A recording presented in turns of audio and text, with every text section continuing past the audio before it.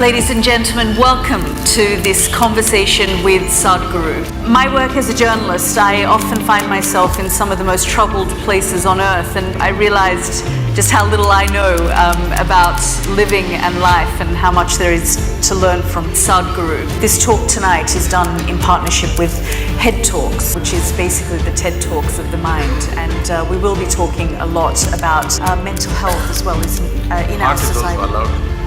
Heart is also allowed. Heart is also allowed, great. We'll talk a little from the heart as well as the head.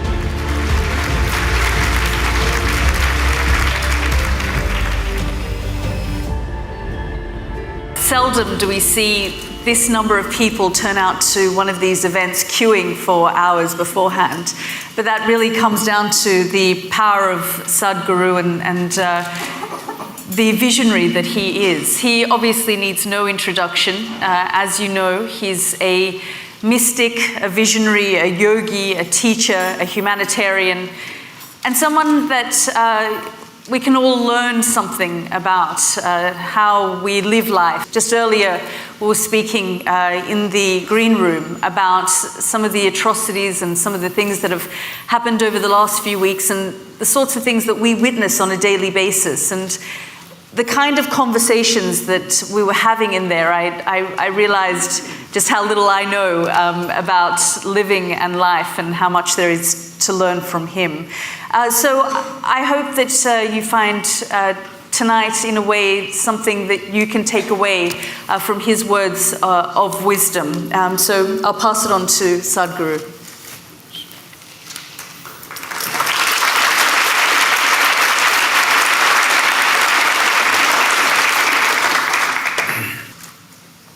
Jananam sukadham maranam karunam milanam maduram smaranam karunam Kalavashadiha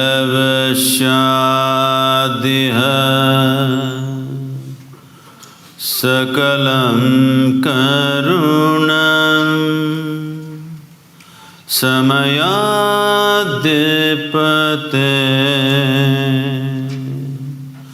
Akilam Karunam. Good evening everyone. Sadhguru, can you tell us a little bit about that chant and what it means?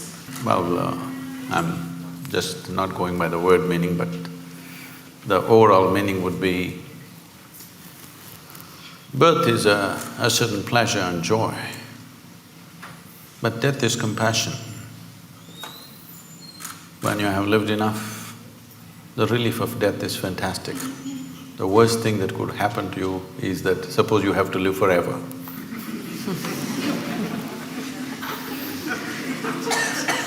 And what we are calling as birth and death is just a certain amount of time and a certain amount of energy in play.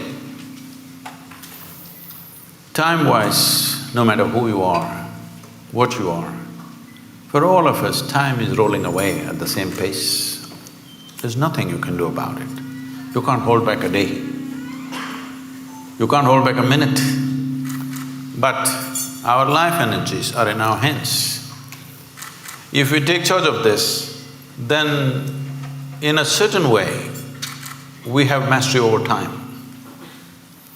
If your experience of life, by taking charge of your energies, you make it very intense, then how you live, if you live here for a year, it may feel like you live here for 100 years because of the sheer intensity of your existence.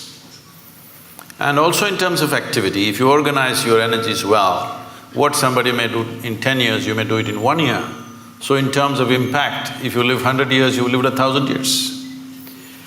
So essentially, we're talking about organizing that we can organize and coming to terms with that which we cannot organize. This is where the equilibrium of life is. You just said the worst thing that can happen is if you live forever. But what if that death is then imposed on you? So I go back to what happened on Easter Sunday in Sri Lanka and the attacks on various churches across Colombo, where 310 people were killed. I mean, what goes through your mind when you see this, I mean, some would say level of evil inflicted on man by man? Oh, we must understand, evil has always been inflicted only by one man upon another man, never by some other forces. It never happened like that. No hand jumped out of the sky and did any evil to anybody ever in the history of humanity. It's always one person doing something horrible to another person. This could be done for economic reasons, this could be done because of egoistic reasons, this could be done because of wealth, property, so many things. But if we have a fight for something, let's say we are fighting for this flower vase, you and me. At some point if we fight enough, either some wisdom will arise in you or me and say, okay, you keep it, but I don't want this nonsense going on forever. It'll come somewhere. But when people believe that they're fighting for their gods, there is no compromise. This is what we need to understand. You cannot compromise when you're fighting for your god. If it's property, I'll give it away. But I'm fighting for something about which there is no question of compromise. So we need to understand this. It's not when events happen like this, terrible events like this happen, everybody for a few days they will feel all this and then they'll go about their normal business. We must understand the moment you believe something and I believe something else, it's just a question of time when we are going to kill each other. Maybe we will, or maybe our children will, or maybe their children will, but it's bound to happen. When you believe something, when you believe means just this, what you do not know you assume and you concretize this assumption in your minds and you gather numbers. If these 1,000 people here all believe one thing, and when we step out on the street, if they all believe something else, inevitably there's going to be a clash. It's just a question of time. How do we deal with this though? So, you have set up the menu, but you're surprised when it gets served on your table. Why are you surprised? It is bound to happen. It's bound to happen. All this talk about just adjusting and, creating little bit of peace here and there is not a solution. One fundamental thing that we should do in the next 25 years, if we are really concerned about the future of the world, because the day of the sword is over. Now it is a day of a deadly button which can do things that you can't imagine ever. Those kind of things it can do. Well, these deadly buttons are being spoken about on a regular basis these days in various places. So when this kind of capability is there, it's important in the next 25 years, we have to establish in the world, your religion is your personal pursuit, do whatever the hell you want. But it cannot be a national or global agenda. This must be set 100%. If we don't do this, we are not looking at just a few churches exploding or somebody shooting in the mosque or something else. You could have nations exploding into bits. A large part of humanity can go into bits because that's the kind of empowerment we have in terms of technology. It's not like you'll take your sword and kill 100 people. You're going to just take away millions at a time. So when this kind of empowerment is there, these kind of rudimentary beliefs, when I say rudimentary belief, I'm just saying, you believe something that you don't know. Let's understand the word belief first of all. I'll ask you a simple question, is it okay? Am I too abrasive for you? You said it's head talk. Suppose I ask you right now, how many of you believe you have two hands? Please raise one hand. Do you believe you have two hands or do you know you have two hands? No. If I start an argument with you that you don't have two hands, and if my argument becomes too powerful, one slap in the face, and you know you got hands. So with hands you know. There are so many things you believe. What does it mean?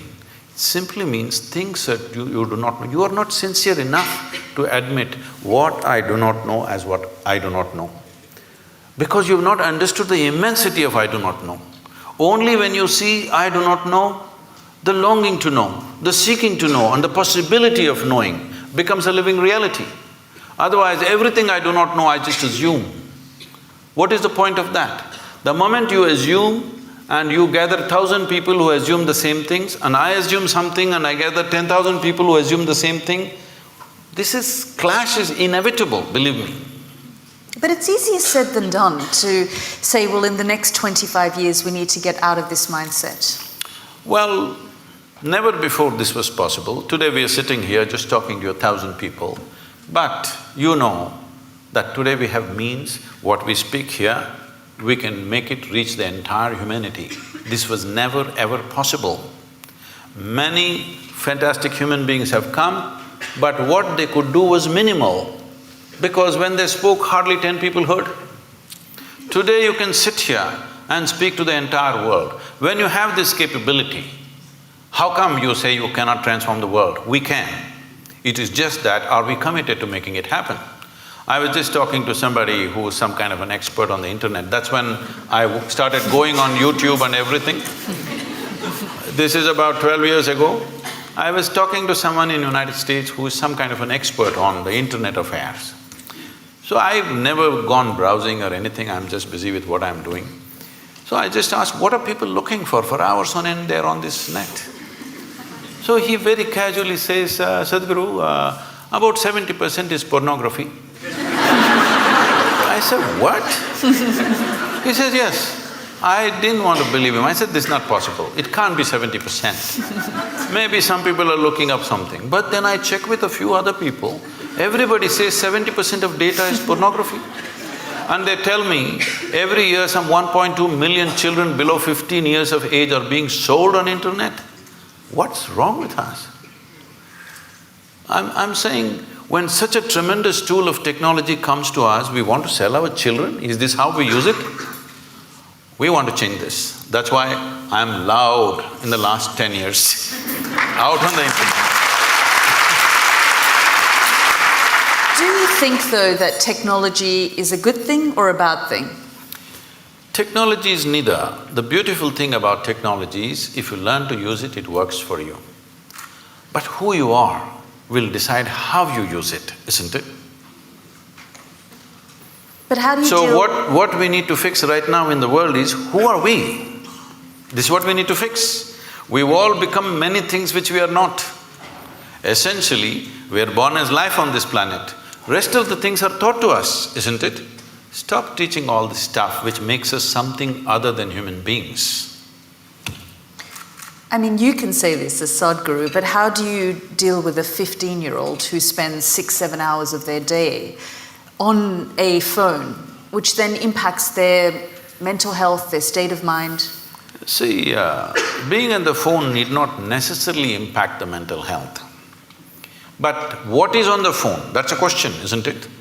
Right now, at least in India, whatever they may be looking for pornography, but Sadhguru pops up.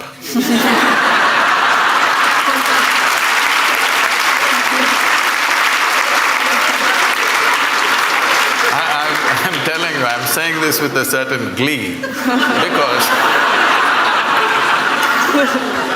you know, I'm just walking in Bangalore city. Some 12, 13-year-old boys, from a bunch of them, they say, hey, Sadhguru, Sadhguru, and they come running. I said, hey, you idiots, how do you know who I am? They said, no, we watch your videos, Sadhguru. I said, what? Your mothers must be forcing you to watch my videos? They said, no, in our class, all of us are watching your videos. I really inquired, and I find in every school that I go to, at least 20 to 30% of the children are watching our videos. I'm telling you, when I was 15, nobody could ever get me to watch a goddamn spiritual video. All right? No way. But today, children are watching. So, this is a new and a fantastic development. So, phone is not the problem. What is the content you're putting on it? And who is putting on it? Children are putting? No, adults are putting. Everything has become commerce. So, children are playing video games. Whatever, in India, some PUBG, what is it? Because I came to know about it because the Prime Minister mentioned this something. See, it seems whatever, 2-3 hours a day, you're practicing how to kill this one, this one, this one and this one, okay? I'm shooting. When I am 12, 13, it may be okay. When I become 18, don't I want to get a little real? Am I happy just shooting them on my phone?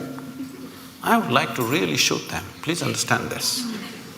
You think I will be satisfied just shooting people when I think it's the right thing to do? Whoever appears, I shoot them on the phone. You think my instinct of wanting to shoot people that I see will be satisfied just on the phone? You are living somewhere.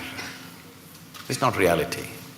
So when we are putting our children through this, and we think they are violent, they are wrong, no, this is the kind of content you're giving them. Can't we change the content to whatever extent we can? I mean, but there are a lot of studies that have been done that the internet is causing a lot of angst for young people. See, these studies goes on about everything. What is not causing angst, tell me? Everything is. And these studies keep changing all the time. Yes, there is some kind of impact of a screen time because of the type of light it emits. People lose their ability, because they're going on this late night, they cannot sleep properly. Because they cannot sleep properly, next day morning there are many troubles. All these things are rolling up. Today in United States, they have technology de-addiction centers, where like AA or something, they have technology de-addiction centers where people go there, and it's a big thing that you can live without a phone.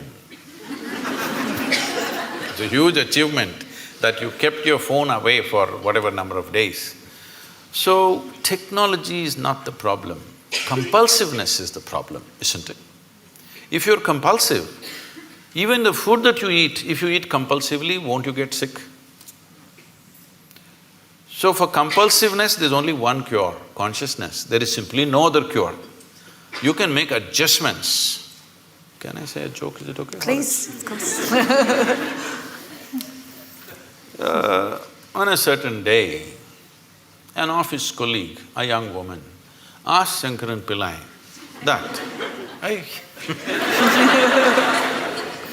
that if she could get a lift in his car. So, he took her in the car and he was driving. When it got a little lonely part of the road, he pulled the car aside and he suddenly became like an octopus. That is, his limbs were all over her. She pushed him away and said, "You fool, what are you trying to do? I thought you were a decent fellow and I came with you." He said, "I'm sorry, I quit smoking."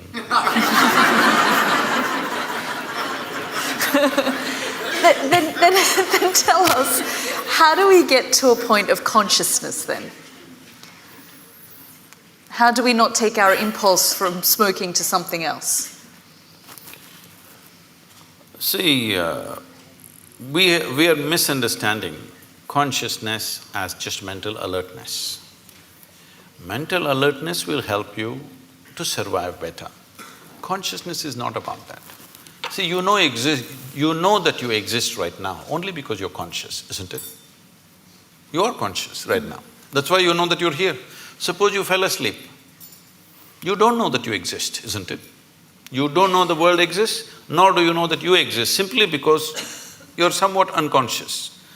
Does it mean to say you're completely unconscious? No, you're still conscious when you're sleeping, but not conscious enough to notice the presence of many things. So consciousness is not whether it is present or absent, it is always there. The question is only the intensity and the volume of it. If we have to use an analogy, right now see, the lights are focused on us, so both of us are clearly seen. There are people hiding in darkness. Suppose you dim the light further, all these people will disappear, only two of us will be there. If you increase the voltage, suddenly they will all appear. They were always here. They were here all the time. Because the lights were dimmed, I could only see you and nobody else. If the lights were up, then you could see. This is all consciousness sees. Everybody is conscious. Question is how conscious. So to increase or to raise consciousness, what have we done in the societies? Our entire education system is just about survival, one being better than the other. How can you be conscious when you're competitive? When all you want to do is be better than somebody. Your only joy is other people's failures. How will you be conscious? When you're enjoying other people's sufferings, other people's failures. This is what being number one means. I'm the number one means what? You're number 10. That's my joy. So I think this is sickness. From kindergarten, you're spreading this sickness into children and you expect them to be fantastic. It won't work like that. So do we need to change our systems? Oh, definitely.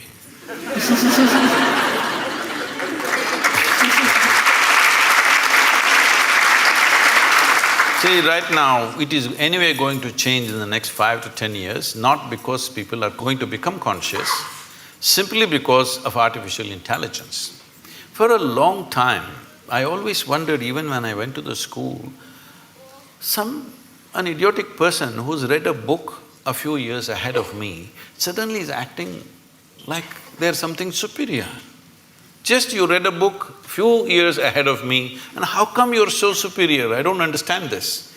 If you're a scholar, you read a few books. If you're a religious person, you read just one book and somehow you're superior.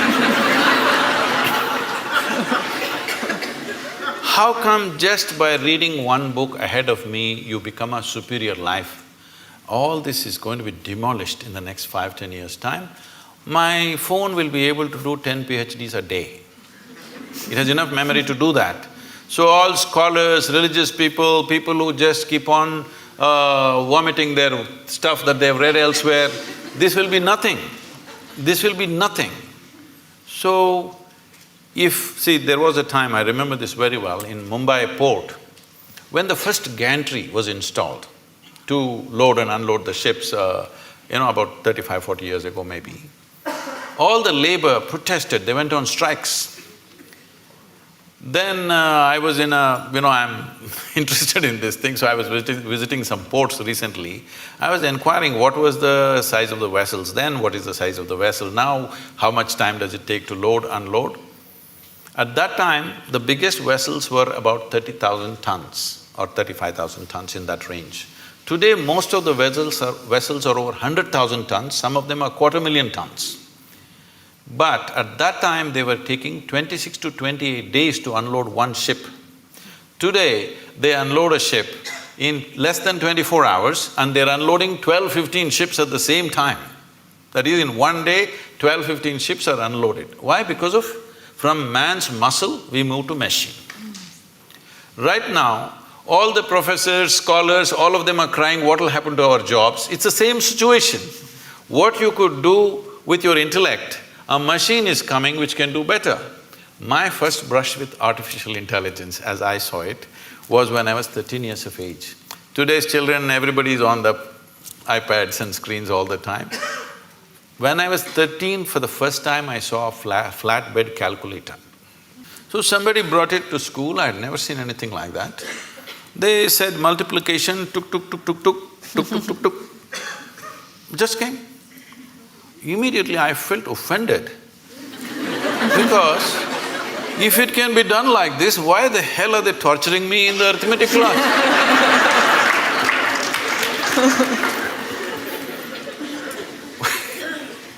So then I imagined if there was a calculator for physics, chemistry, biology, everything, how wonderful. It took 50 years. Now it's coming.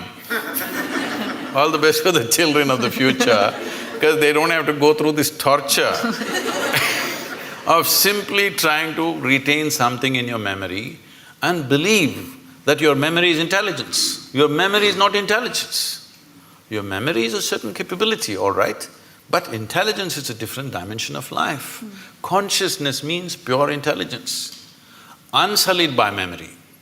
Now if I look at you, oh, I know Yalda, oh, she's good, she's bad, she's my friend, she's my enemy, this, that, so much nonsense in my head. What happens now is, I don't see you the way you are right now. Yes? If my intelligence is sullied by my memory, I cannot see you and experience you the way you are right now. If I don't see you right now the way you are, I cannot see this flower the way it is right now, I cannot see the sunrise, I cannot see the sunset. For everything I have a stupid meaning in my head. There is no meaning in the phenomena of life. There is no meaning to sunrise, there's no meaning to a flower, there's no meaning to a cloud, there's no meaning to anything. It's just that it's fantastic, that's all. Meaning exists only in the psychological framework of the human being, and these meanings are simply because we are constantly dipping into our memory. In traditional terms in India, when we see people living out of their memory, we say, "Ayyo karma." That means past memory is ruling them. They will never experience life. They will just recycle the same stuff. Is it possible to shed or leave behind memory? I'm sorry? Is it possible to shed or leave behind your memory? See, you don't Because have to it's shed part of your your memory. identity. No. If you shed your memory, you will again walk into the same pits that you walked in the past. Memory is not to be shed, it needs to be carried little loose, that it is not sticking to you all the time. See, your entire body right now is just memory.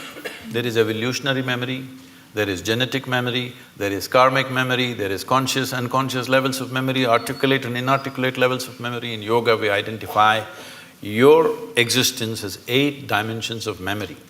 This whole thing is memory, isn't it? See, you may not remember how 10 generations ago your great-grandmother looked like, but her nose is sitting on your face.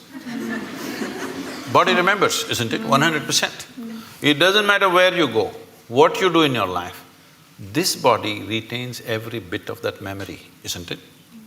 So, this existence is memory, but do you want to use this body and this bank of memory that you have in your mind as a platform upon which you sit, or do you want to carry this on your head? This is the difference. Being conscious means you sit on this platform. Being unconscious means you carry it on your head, the burden of it. You mentioned artificial intelligence. Are you worried about the future? No, this is the best time for me.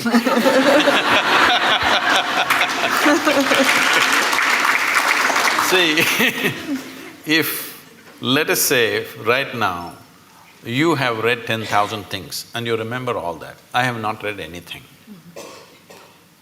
So, the value that you have is only the memory you have. But now I have a little gadget which knows 1,000,000 times more than you know. So now what is the value for you and me? What kind of a human being I am is the only value, isn't it?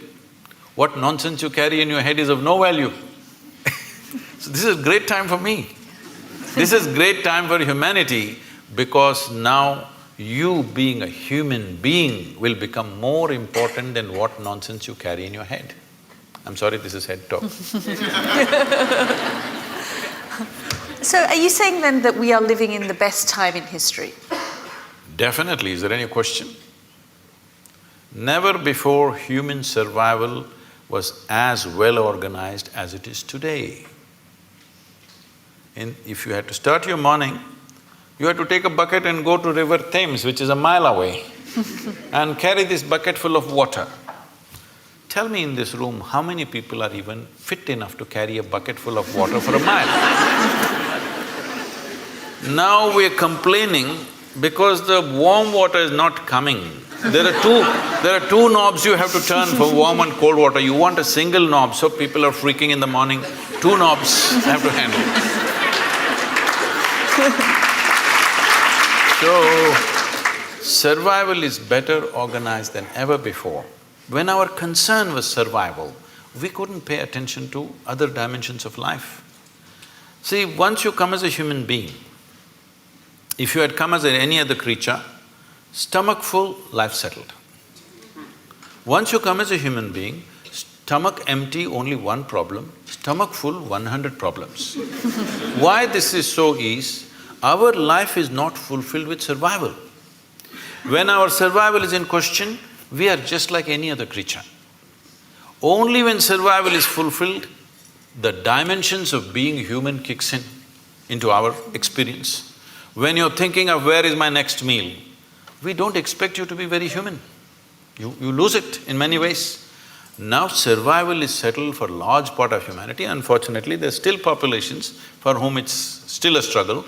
But I would say at least for 60% of the population on the planet, for the first time, survival is better organized than ever before. The world is safer than ever before, though people are constantly complaining. Well, you're talking about Sri Lanka, yes, it's an unfortunate incident. But 1,000 years ago, if 1,000 people died just 100 miles away, you would be sitting here thinking world is super peaceful. Yes or no? Today it's because of BBC that somebody dies somewhere, the blood flows into your sitting room. It's a good thing, at least your humanity is being evoked, otherwise it'll sleep. So I'm saying, in terms of violence, we are more peaceful than ever before. Our survival is organized better than ever before, and above all, our ability to communicate is better than ever before. These are not small things. Now the question is, what are we going to communicate? Are we going to abuse each other? Are we going to throw dirty things at each other?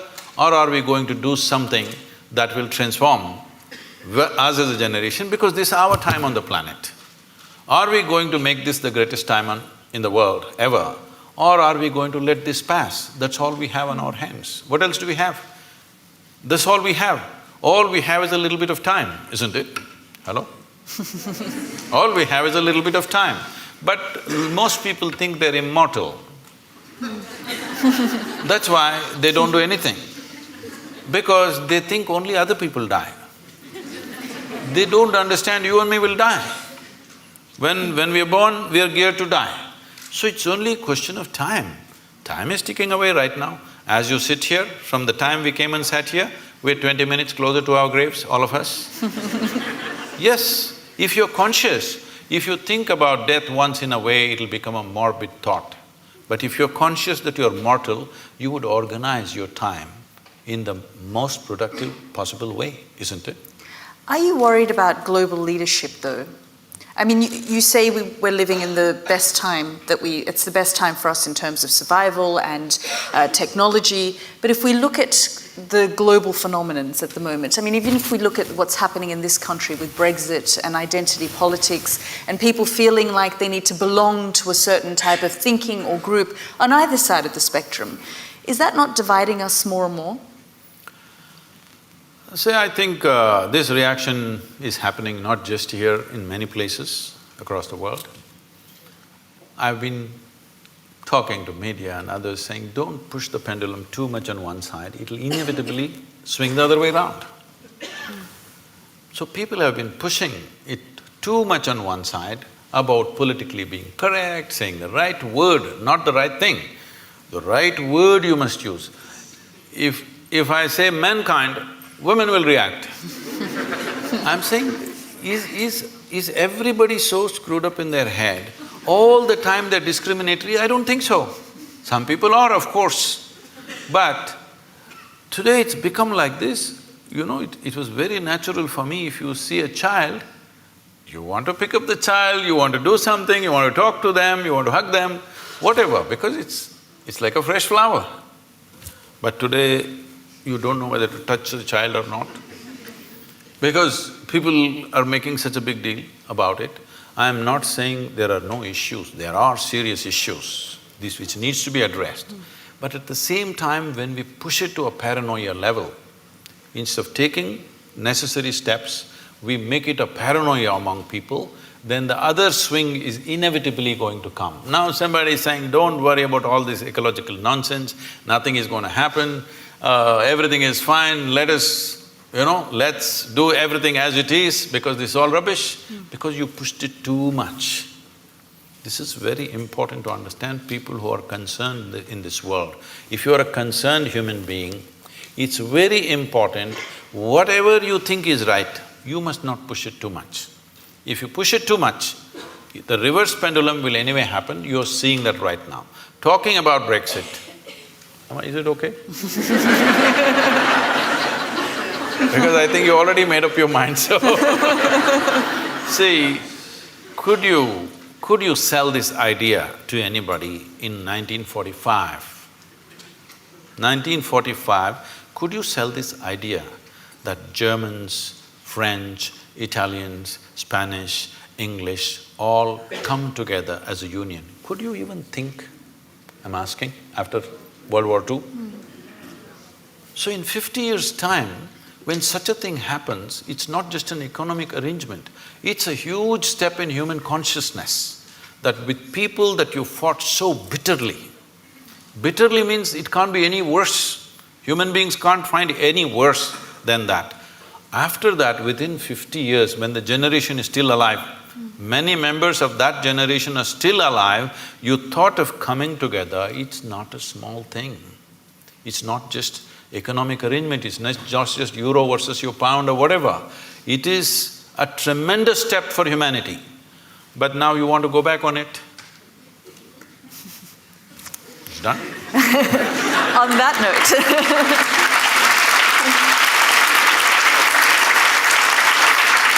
On that note, I just want to open up to the audience and give you a chance to ask some questions from Sadhguru. Just stand up, introduce yourself, and we'll start here on the front row. I'm Meenakshi and I work in technology, Sadhguru. So thrilled and privileged to be here, feeling blessed. Thank you. My question is that in Kali Yuga, is it possible to take the Advaitic meditative route to try and get in touch with your consciousness without a guru and the guru mantra? Or should one pursue Namasmaran and Bhakti Marg as the way one tries everything but is flapping in the wind? See, you're a technology person, and I'm asking all of you. Well, each one of you may have your own religious beliefs or whatever, but please look at it sincerely. Your belief is only to a point of convenience, isn't it so? Are you willing to believe to such an extent? You have children? Children? Yes. So, are you willing to leave the future of your children in God's hands and leave it, just do Nam Smaran and leave them on the street? Because, street is also in God's hands, right? Are you capable? No. Are you willing to leave your home, doors open, your wealth, everything open, because God is there anyway? No, you do everything that matters to you. You're keeping God as insurance. All right? So, when you're in this state of mind, don't talk about devotion, it won't work. Devotion is a fantastic thing. Devotion is another dimension of intelligence. But with the kind of education that you've gone through, and your intelligence has become very skewed just by exercising one aspect, that is the intellect. Right now, our education systems are exercising only one dimension of your intelligence, that is just the intellect. If I ask you a simple question, would you want your intellect to be sharp or blunt, all of you? Make a choice, I'm going to bless you. So you want it sharp. So essentially, it's a cutting instrument. So let us say you have one knife in your hand and you want to do all the activity of your life with the knife. Well, you can cut things well with a knife. But if you want to stitch your clothes, you use a knife. You will inevitably be in tatters, isn't it? That's all that's happening today. Because you're exercising just one dimension of your intelligence, which is the intellect, which is a discriminatory, sharp instrument which slices open, dissects things. Now, I want to know something physical, I want to dissect it. Now I want to know you, shall we dissect you? Is that the way to know you, I'm asking? If I dissect you, will I know anything about you? Is it possible, I'm asking? By embracing you, by including you, I may know something. By dissecting you, what will I know? What will work for a physical substance, you're trying to apply to your own life. It's not going to work like this. See, the more educated people are becoming, the more disturbed they're becoming. Education should have settled them, isn't it? Education should have enhanced life. But tell me, who is causing maximum damage on this planet? Educated people or uneducated people? Hello? Educated people, isn't it? Educated people should have been the solution. Educated people are the problem. Simply because we are using a knife for everything. If you want this thing, there was a time when I was crisscrossing India on my motorcycle. So one whole night I've been riding. I'm somewhere between Madhya Pradesh and Uttar Pradesh, I don't know which state, somewhere around there in the border. So early morning around 6:30, I end up at a tea shop. Full night I've been riding. Then, people who ride motorcycles, they will know one problem is always that every 500 kilometers those days, the chain will become slack. So you have to take off a link and put it back, tighten the chain. This is a very easy job, but it's messy because of the grease and stuff, your hands will become messy. So I'm just about preparing for breakfast, I'm not willing to mess. Then I see on the opposite side a shack which says Mubarak Mechanical Works. Then I see a young boy there and I say, hey, can you tighten my chain? He said, yes, full enthusiasm. Then he goes inside and brings his tools. What he brings? He brings a chisel and a hammer. Then I say, what, you going to do with that? He said, yeah, I can do it. I said, wait. Then I walk into his garage and look, only what he has is chisel and hammer. He can fix it, but after that, that's the end of it. So right now, this is what you're trying to do. You're trying to fix everything with the sharpness of your intellect. You will become a mess. The more you do it, more mess you will become. Only satisfaction you have is, you know words and things that other people do not know, but you are a total mess. Yes, because the other dimensions of intelligence have not been opened up in this society, largely. Not everybody, but largely. There are no systems to open up other dimensions of intelligence. So when we say devotion, we're talking about a completely different dimension of intelligence. Devotion is not about belief. Devotion is not about going to a temple, church or mosque. Tell me, is there anybody in this world, either in sport, art, music, business, spirituality, whatever, has anybody done anything significant without being absolutely devoted to what they're doing? Has it happened? So devotion is another dimension of intelligence. If you exercise that, life will be very beautiful. But it does not mean that you can simply believe that devotion has become deception because it's a deal.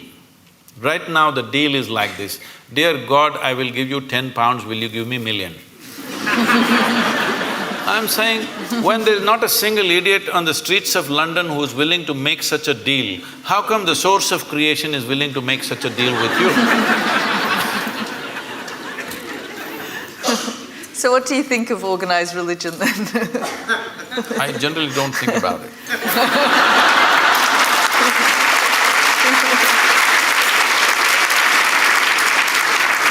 It is not that it has no use. See, if there was no religion, a lot more people would have lost their mental balance. It is a very inexpensive way of psychiatry. No, I'm saying, see, I want you to understand, the line between sanity and insanity is so thin. Don't think there are insane people and sane people. Every one of you are crossing the line here and there. Some people are not able to come back, that's all the difference is. Yes or no? Well, aren't you saying with somebody, I'm mad at you? So you are not mad at anybody, you're just mad, that's all. You are able to go mad for some time and come back, so you think you're normal. Somebody went there and could not come back, it became a terrible problem, all right? So, do not assume sanity is some kind of sanity is some kind of an established status for you. No, today you may be perfect, tomorrow morning you may be gone. Do you understand? It's very much possible. Like today you're healthy, tomorrow morning you may be talking about terminal illness, it's possible for any of us. So the same thing is possible with mental illnesses also. It is not to be taken lightly. But I'm talking about not exercising different dimensions of intelligence in a human being. Making an education system which is all like a factory extruder, everybody has to come of the same shape and form. This is causing enormous distress in human societies. Yes. It's very nice to be with you, Sadhguru. I wanted to know about Adiyogi because I've learned and I studied some yoga for years and I never heard about Adiyogi except from you. Oh, you thought Madonna invented yoga, is it?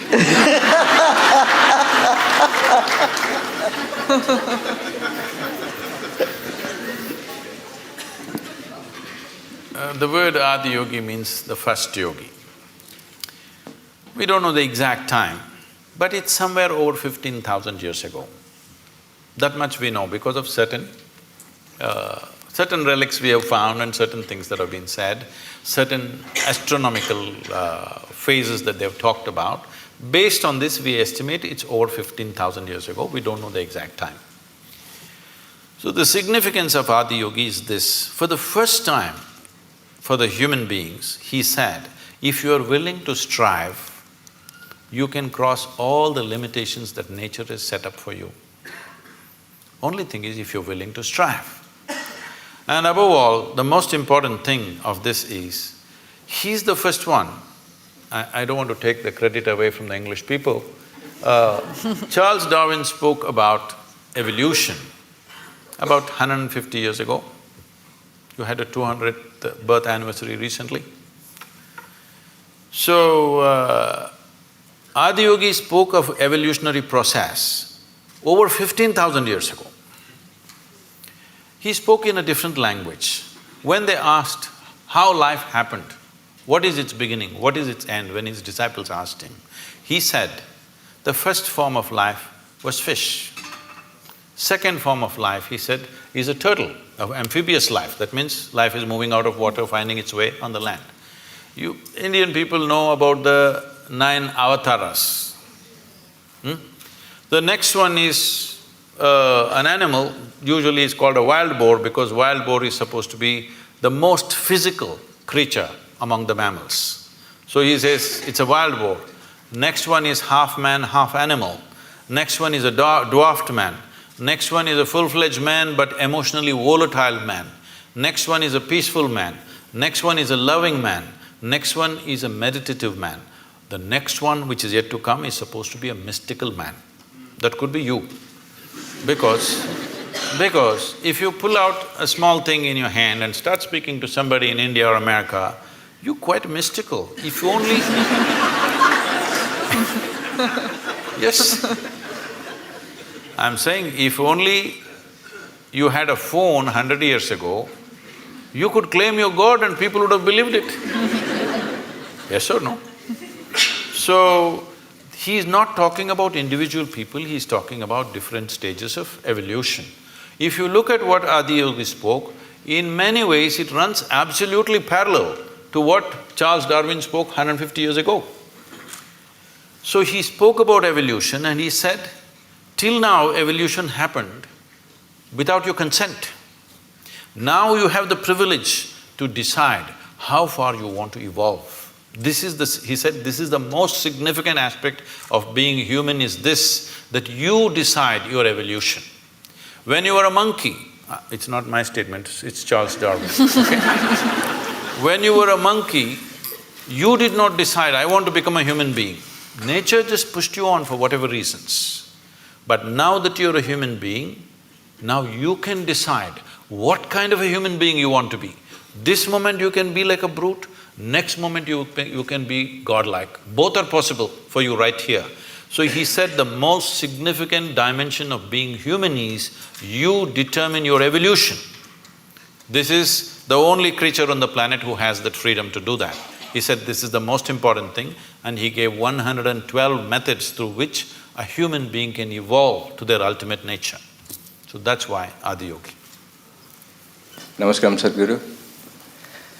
I would like to know about science of consecration, and if I'm worthy of knowing it, how do I go about it?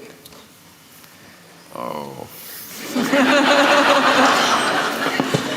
Well, we must congratulate Yalda, because in the next 3 weeks she will be a mother. Thank you.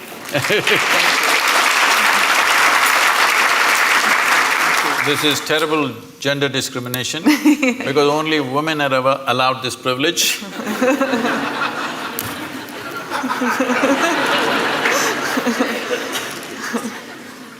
So, she was talking to me about how she's conscious when there is a situation in any place, given place, without any logic to it, conscious of certain energies and how different people and different forms and different spaces impact you. So the science of consecration is just this. The best material to consecrate is a human being. Because of all the physical forms on this planet, this is the most evolved physical form. The easiest thing to consecrate is a human being. But the problem with the human being is, every few minutes they'll make a U-turn. You can consecrate them right now, by tomorrow morning we don't know. So first of all, to get them committed to stay with whatever is given to them is a big issue, especially in today's world. Because of that, we consecrate other forms. We always want to choose a form or a substance, first of all, which is of the highest density possible, because physical form, its strength and its integrity depends upon its density. So we normally solidify mercury to do this. This is called as Rasavaidya, which means it is the technology of solidifying mercury. People think it's a miracle. No, it's not a miracle. We use mercury as a process of consecration. The idea is it will change the very energy in which you are. Well, today our modern science is still busy studying physical things. Everything physical about you has been gathered from outside, isn't it so? Hello? What you call as my body is just a piece of this planet. You slowly gather it by the food that you eat. So if everything physical about you is just something else, not you, what you gathered cannot be you. What is you? Definitely there is a dimension beyond physicality. If you ignore that, there's simply no life. But right now, still the logic, the human logic which thinks it is scientific is still at this level of logic that except what I can measure on the instrument does not exist. So actually all of you do not exist because you cannot be measured. This happened to me. I don't subject myself to these indignities anymore. Way back, because of some obligation, I was in some institute, they said, we want to measure your gamma waves. I didn't know I had gamma waves. They said, no, there are gamma waves in your brain, we will measure it. So they put 14 electrodes into my body and they said, meditate. I said, I don't know how to meditate. They said, you teach everybody meditation. Yes, I do, because they don't know how to sit still. If you want, I will sit still. But this is the whole problem. Their problem is they want what kind of meditation? They want a name and the process and they want to measure the result. So I am not going to give them that pleasure. I said, if you want, I'll sit still. So I simply sat. After about 20 minutes, with some metallic object, they're hitting that funny place in your elbow, you know, where it hurts most. Then I thought it's part of their experiment and I sat there. Then they're hitting my ankle, my knee. It became quite consistent and painful. Then I opened my eyes and said, am I doing something wrong? Why am I being beaten? They said, no, according to our instruments, you are dead. I said, this is a great diagnosis you have. But then they thought through and they said, no, it looks like your brain is dead. I said, I will stay with the first opinion. I am dead like this is okay with me. Brain dead if you give me a certificate. That's not going to be good. Why I am saying this is, the essential life that you are, you think you are going to measure it in some instrument? Only physical processes will measure, isn't it? And you know, everything physical about you is from outside, it's not yours. It's not yours, it's just a piece of the planet. So, you can't be measured, so you don't exist. What a great conclusion are you making? So what is consecration? Is a dimension of energy which is not physical in nature, but it's life, concentrated life, let's say. Consecration is a way of creating a very concentrated life process. If you walk in, it's like that. So, in certain cultures, particularly in India, every street we consecrated at one time. But people slowly misunderstood, thinking these are temples for worship, whatever, it all went into all kinds of things. But still there are fantastic spaces of consecration in that culture, you must come and experience this. These days they're measuring some bio stuff and all, they're saying some fantastic things happening, I don't know what their meters are. But I know this, Yalda is saying she knows this, if you walk into a space, you know how alive or dead that space is. So is it measurable by something? No, only life knows life. When life meets life, it knows. When life meets death, it knows. Is there some instrument to measure this? No, because all your instruments can only measure physical processes. So consecration is the concentrated life process. No human being should live in unconsecrated spaces. If you care for humanity, especially children below 14 years of age, believe me, if you make sure they spend a certain amount of time in consecrated spaces, you will not have any of this nonsense about adolescence problems. See, right now, toddler… if you're an infant, diaper problems, toddler means he's running away problems, adolescent means some other problem, middle age means crisis, old age means horrible. When are you going to live, I'm asking? You're looking at life process as a problem. It's not a problem. You're making it a problem because you're trying to fit life into your intellect. No, your intellect fits into this life perfectly well. If you try to fit this life into this intellect, it's not going to work. So consecration is a dimension and a science and a technology with which you concentrate life in such a way, if you walk in, your whole energy system bursts forth. You will see we have created spaces like this. If people just walk in, sheer intensity, simply tears start flowing. They don't know why. Simply the intensity of the place, simply tears start coming. You must every day, your cheeks should be washed with tears of love, joy and ecstasy. If this doesn't happen, you're not living yet.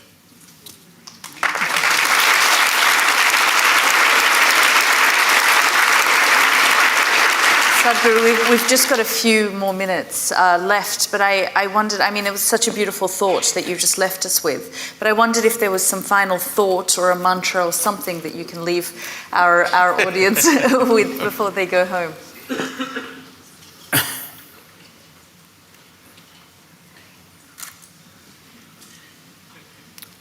See, this is what I would like to change. To learn ABC, just 26 alphabets in English language. If you come to Tamil language, 212 alphabets at least, it's complicated. Only 26 alphabets. Tell me, how many years did you spend just learning the alphabet and learning to use it? Your basic education till high school, this is all you're doing, learning to use the language and using the language so that you can understand whatever comes your way, this is all. At least 12 years. 12 years you spent, one solar cycle that's called in yoga. One solar cycle you spent just to learn a language, to communicate with people. But to transform your life, you want a 2-minute mantra.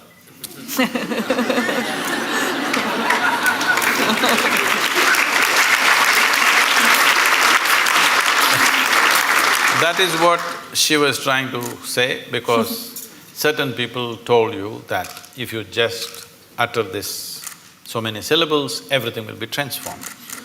I'm not saying it is not possible. It is possible because sound has that power to transform if you use the sound right. But what level of preparation are you is the question. If you throw such a small seed somewhere, it'll become a huge tree. But only if the soil is fertile, isn't it? If you have put it here on this platform, will it grow? So, What have we done to ourselves? What is the level of preparedness we have? This is the issue. All of you, I could just initiate you into a powerful meditation process just like that in 2 minutes, if only certain level of preparedness was there. But to do this, a few minutes of initiation, normally in our basic program we spend 30 to 32 hours of preparation because everybody has invested in all kinds of identities. People keep asking me, Sadhguru, what is the secret? How did you become like this? I told them, this is all I did. Never identified myself with anything. The moment your intelligence gets identified with something, you must understand this, the nature of the intellect is such, suppose you identify that you are a woman. Now your intellect keeps on doing rounds around that, protecting this gender all the time. Now you say, I'm English. Now it will go only around that, protecting that. Now you say, I'm a particular religion. Now it'll go only around that. Whatever is your identity, your intellect will serve only that. The moment you identify yourself with something, you have subjugated your intelligence to just self-defense and protection and survival. The intellect could have been a penetrating force to reveal life to you. Instead, you're using it to fight life, other life, because it's a defense mechanism. The moment I have an identity, I have to defend it, isn't it? Just to be here, without any sense of who the hell I am, you actually don't know who the hell you are. Hello? Assumed stuff, isn't it? Only because you dip into your memory. So if suppose Mr. Alzheimer visits you, suddenly you don't know who the hell you are. Even now you don't know. This is an assumption based on the accumulated memory. So if you just learn this one thing before you go to bed tonight, everything that you are not, keep it aside and go to bed, okay? Say right now this clothing, is this you? No. So you understand this, not me. It's not that physically you have to keep it aside. I'm saying, you know this is not me. Is this me? This is not me. Is this body me? This is accumulated, this can't be me, isn't it? It is said, if you live here for about 75 years, you approximately eat, depending upon your diet of course, you approximately eat between 12 to 1400 tons of food. Are you carrying it right now? Hello? Those of you who are middle-aged, are you carrying at least 600 tons? Where is it? What you thought was my body is coming and going all the time, isn't it? It's not even the same body. It's coming and going all the time. So this is not me, if you keep it aside. All the impressions that you have gathered, you also gathered from outside. Keep that aside. Everything that's not you, just keep it aside and go to bed and see if you can just be little conscious till that last moment till you fall asleep. Most people don't know when they fall asleep. Most people. When I say most, I'm being generous with percentages, 99. If you make a little effort, just a little effort, a few days, if you make an effort to stay conscious till you fall asleep, you will see you will wake up like a newborn baby every day. And it's important. Why I'm saying a newborn baby, where Yalda will have this experience in a wonderful way, you will see the baby. What do you think he's trying to do? He's drinking life. You become like that. Why? Because you're just living in the capsule of your memory. You think you already got it. If you got it, you must be dead, isn't it? So people are practicing death in installments. See, if you're really super alive, it's fantastic. If you're dead, it's good. But if I want to torture you, what will I do? I will not kill you. I will make you half alive. That's torture, isn't it? This is what is self-inflicted for most human beings right now. They're keeping themselves half alive and they're wondering why life is such a torture. I just asked a simple question about a year and a half ago when I was in London. I was speaking to a very prominent group of people. I asked, how many people in London city can sit in the evening peacefully, even without a glass of wine. They clearly said less than 1%.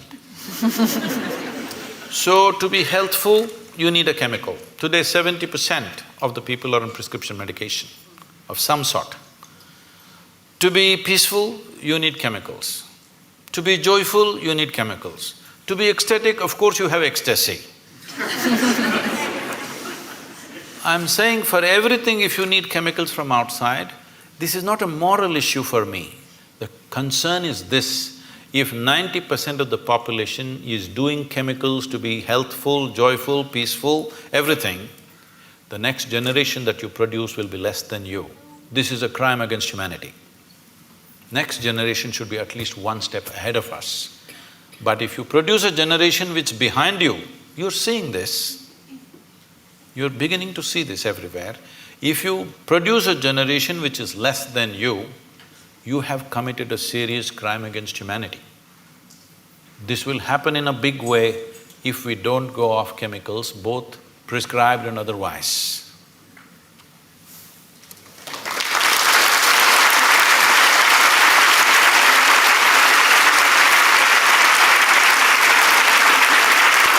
Thank you.